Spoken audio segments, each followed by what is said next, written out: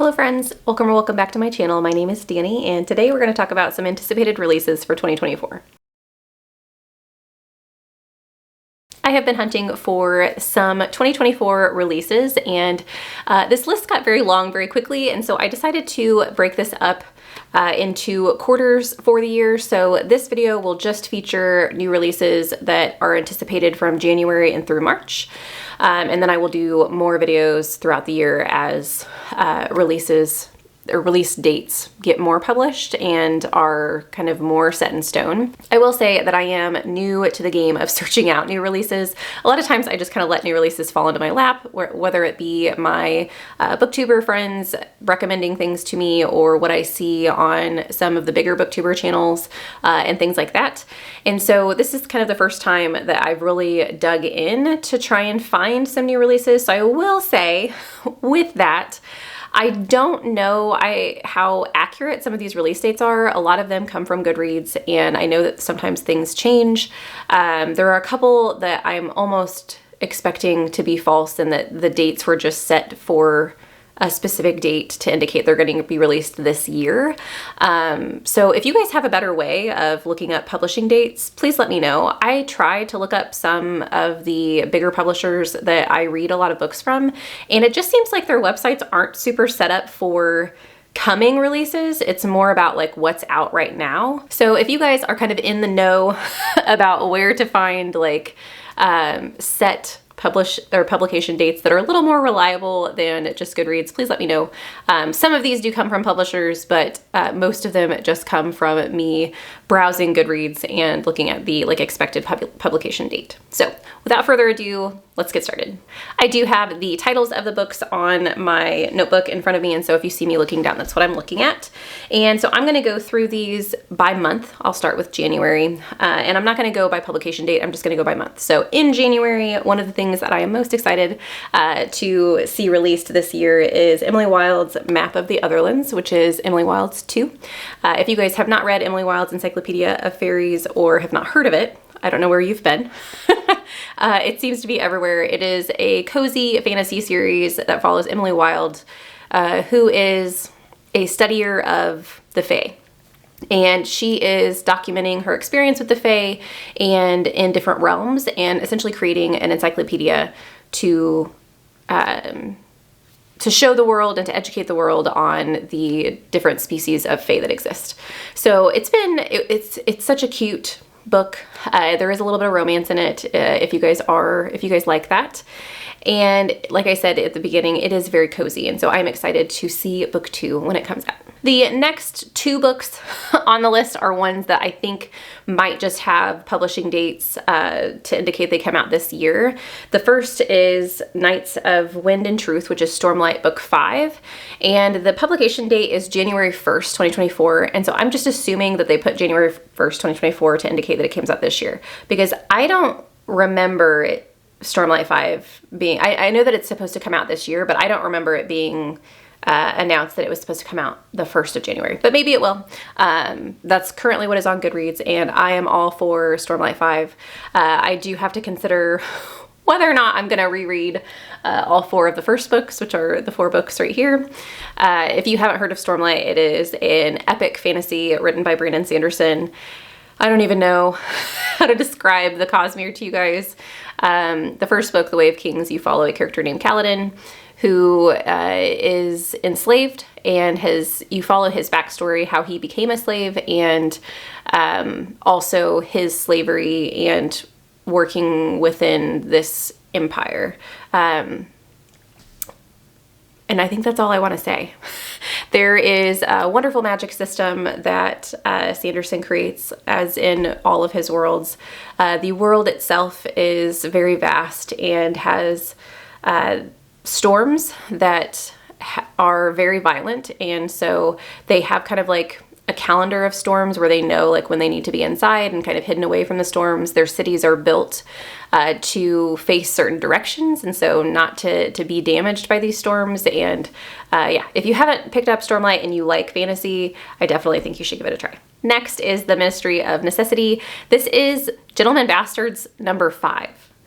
So this is another one that I think might just be posted on January 1st to indicate that it comes out in 2024. I'm not sure. I didn't even know there was a Gentleman Bastards number 5. I thought it ended at 3.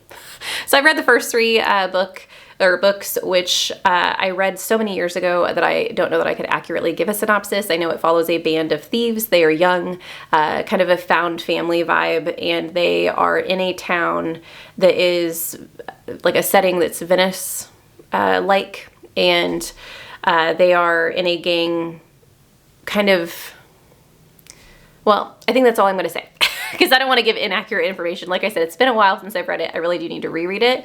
And I just found out that there is already a 4, although I couldn't find a publication on when 4 came out. And then supposedly 5 comes out in 2024. So I'm going to look into it a little bit further. But if there are definitely more Gentleman Bastards books, I will be reading them because I love the first series. The next book was a surprise find for me. I can't remember what I was searching. I think it must have been searching Goblin books, because the next book is Goblin centered and I am very excited about it, and it is called The Griffin's Egg. And I just want to read you guys the first paragraph of the synopsis because I think it just sums up why I would like to read this book. So it says, lost in the wild West Virginian forest, Phoebe Gray's world is upended when she finds an irritable goblin named Nishnash. She stumbles into Lurch Hollow, a place of magic and mystery where trolls lurk in the shadows and mermaids sway the tide. That's all I need. Sign me up for that book. I have been finding more Goblin books, and so I am excited to add that one to my list. Next is The Search Party, and this book is a little out of my comfort zone, or not really out of my comfort zone, but just not my norm. This is a locked door mystery, but it is a locked door mystery that involves glamping. And so that's the only thing I know about it. That's the reason I put it on this list. I have never read a book about glamping before, but the fact that it's a locked door mystery with glamping, yes, I need this right now. So moving on to February, the first in my February releases is My Throat, An Open Grave. This is by the same author of Not for Good Maidens, which is a book I was supposed to read this year and I didn't get to it, but I will in the next year. It focuses on the goblin market, which is something I have been wanting to read more about. And I think maybe My Throat, An Open Grave also has some goblin market into it. It talks about a girl who is on the verge of dropping out of high school and her baby brother gets taken by the Lord of the Wood, and she has to create a song in order to get her brother back. It's a YA horror novel, and if this author keeps diving into the goblin market, I will be picking up everything by them in the future. I do not know that this is about the goblin market, but it sounds very much goblin market-esque, and so I'm excited to get to this. Next is A Tempest of Tea, and this is a YA fantasy that features, I believe, like I don't know if it's a thieving crew, it's a young crew that ends up involved in a heist, and it's a heist involving vampires.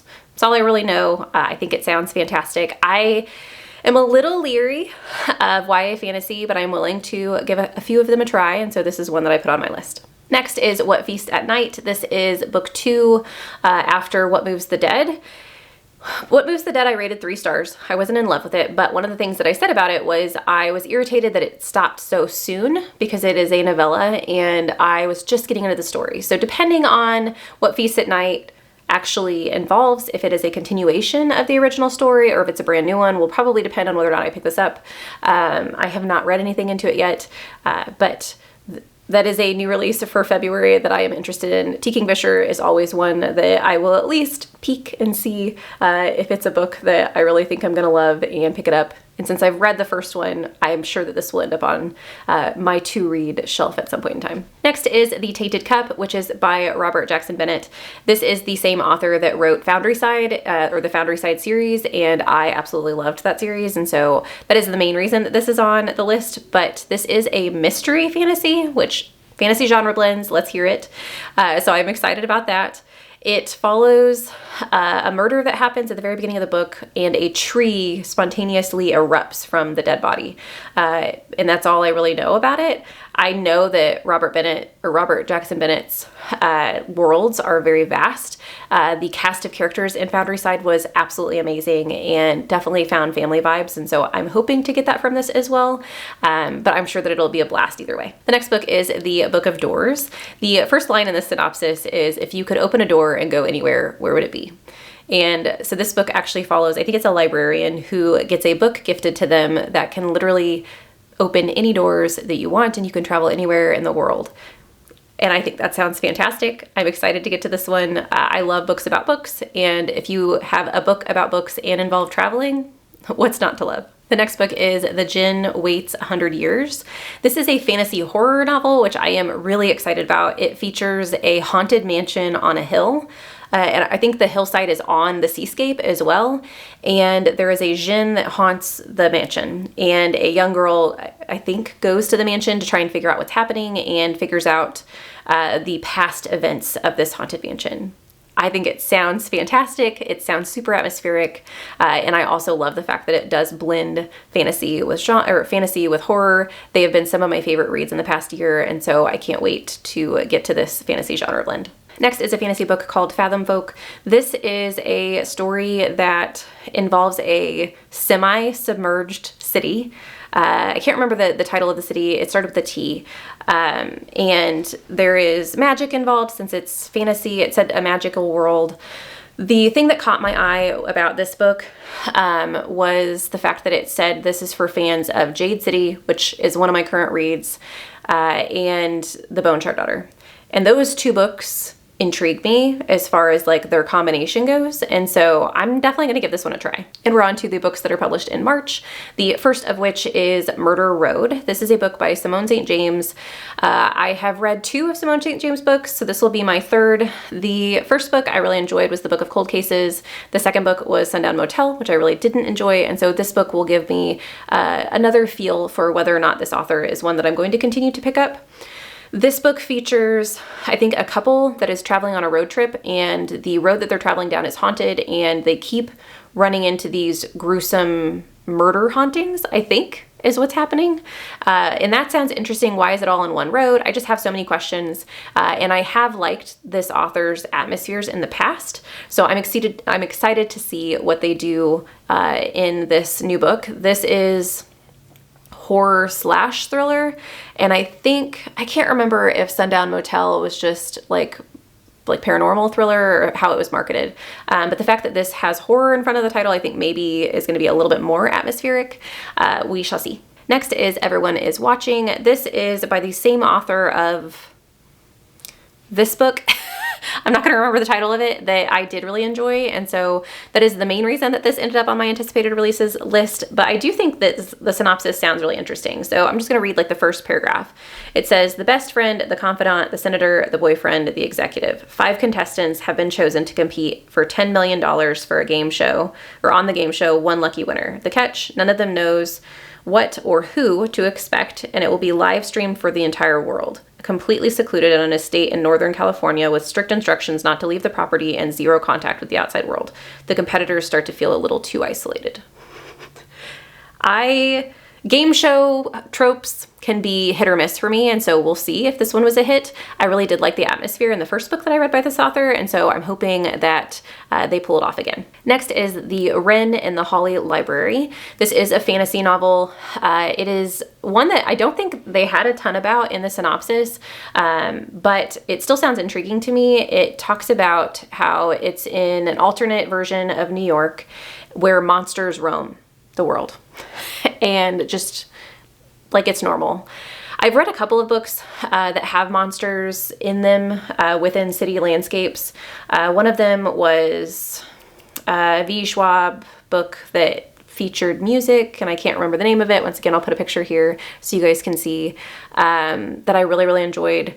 The first book, I think the second book, it kind of lost a little bit of steam for me, but I think some of it was because of the fact that that was a YA series, and I don't think that this says that it's adult and paranormal, and so I don't know. I like the ideas of monsters living among us, and I recently read a horror novel where monsters were out and about among people, and I really enjoyed that, and so I figured it was something that I should look into. Next is Lost Man's Lane. This is a horror slash thriller that features a 16-year-old boy who is interning for, I think, a PI, and that PI is investigating the disappearance of a woman who disappeared when she was last seen in the back of a police car, and supposedly the police car was driven by someone who was impersonating a police officer.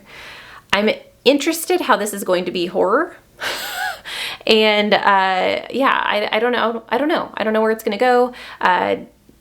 The PI trope, the detective trope, I am a little leery of. Since we're in the 16-year-old's head, at least I think we're going to be in the 16-year-old's head, I think I'll be okay. I usually don't like following if we're in the detective's head, at least all of the time. So we shall see. Next on the list is Cascade Failure, and I will say that this originally got put on the list because of the cover. I absolutely love this cover. I think it's fantastic. But this is a sci-fi, and I don't know a lot about the plot other than this says, this sentence got me. It says it features a fierce, messy, chaotic space family, vibrant worlds, and exploration of the many ways to be and not to be human. It also talks about the fact that this is kind of cozy sci-fi, which I think might be something that I'm into. So I'm excited to see what it's about. I know that there is something about the team that is in this, I don't know, space family apparently, has to answer the call for a planet that has died or a planet that is dying. And there's like this background kind of threat saying essentially that like it's not the first planet that will die and it's not the last. So I'm not sure what that means and where it's gonna go, but I'm excited to find out. Next is The Mystery Writer. This is by the same author that wrote, I think it was The Woman in the Library. I'll put it up here just so you guys can see, which I really enjoyed certain aspects of and I really didn't like others. And so one of the things I want to do this year is try out authors that I have already read and see if those authors, especially authors that I'm kind of in the middle on, where I did have certain facets of their book that I really enjoyed. And so I want to read this for that aspect. I do think the synopsis to this book sounds really interesting. It's about a woman who shows up on her brother's doorstep who has been going to school to become a lawyer, but has decided she wants to be an author instead and decides to stay at her brother's house while writing this novel. And it talks about like whether or not she thinks that her brother's going to try and convince her to go back to school, but it says, what Leo never expects is to be drawn into a hidden literary world in which identity is something that can be lost and remade for the sake of an audience. And I just think that sounds fascinating. Next is The Last Bloodcarver. This is a YA fantasy as well. It's a YA fantasy that I think is going to be a little bit darker, which I think might be the type of YA that I need to follow in the future, because I do think that if it's dark enough, I think that they can be good. So this follows a main character who is a bloodcarver, and apparently bloodcarvers are some type of human that has a magical being that they can change people's bodies with a touch. And a lot of people think that they are monsters, and they are supposed to be healers, I guess, but the society has kind of flipped that on its head and does not appreciate these people. And so one of the things that the book kind of talked about, and I'm not sure if this was just playing off of the bloodcarvers being thought of as monsters, but it also talks about monsters walking around. So I don't know if this is going to be another one where we do have like monsters in society, or if they were just referring to the bloodcarvers. Either way, I think it sounds fascinating. I'm hoping that this will be a YA book that is a success for me. The last book on this list is A Botanical Daughter, and this book is adult horror, I believe. I absolutely love the cover. It's stunning. It reminds me of a couple of covers I've seen recently. Bloom is one of the books that Leandra has talked to me about that has a cover that is similar. So that was the first thing that kind of drew me in. The synopsis to this, like just the very first, this is a debut, by the way, which is one of the reasons it made this list. But the little sentence in the synopsis that I found interesting is it says, a captivating tale of two Victorian gentlemen hiding their relationship away in a botanical garden who embark on a Frankenstein experiment with unexpected consequences. And as you know from some of my previous videos last year, I do tend to enjoy Frankenstein books, whether or not it be a retelling or an inspired book. And so I am all for that storytelling. It sounds really atmospheric, and I am getting more into horror, and so I'm excited to put this on my TBR. I will say that this is not an all-encompassing list. There is no way that I could put every book that I'm interested in from January and through March on this list and not be here talking to you guys for hours. But what I would like is if you guys have a book that you're really excited about that's coming out in January and March, or January through March of next year, leave it in the comments so I can check it out. Thank you guys so much for watching this video. I hope you have a lovely evening, and I'll see you in the next one. Bye.